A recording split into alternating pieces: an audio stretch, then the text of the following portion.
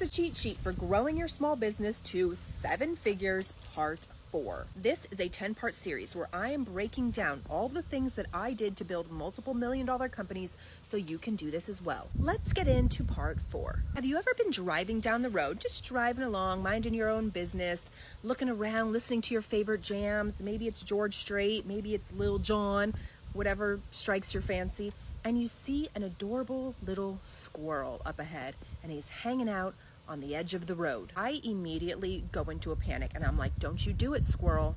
Don't you do it. And the little guy, he darts out into the road, then he goes back, and then he darts out, and then he goes back, and then he darts out a little more, and you're like, what are you gonna do? Are you gonna go? Are you not gonna go? Finally, he decides not to go. He turns around, runs off and into the tree, and you're like, thank goodness. This is what I call being an indecisive squirrel. Okay, so what does being an indecisive squirrel have to do with business? What I'm talking about here is being assertive in your decision making. Because what I see happen is so many small business owners is they dip their toes in this and then they pull back, and then they want to try this over here and then they pull back, and then maybe they go over here, and then they're all over the place. You're being an indecisive squirrel instead of sticking to a decision and actually following through. So don't get distracted by all the things going on around you. Make decisions, stick to them, follow through, and this is one of the most powerful things you will ever learn to do as a business owner. Unfortunately, what happens to most indecisive squirrels?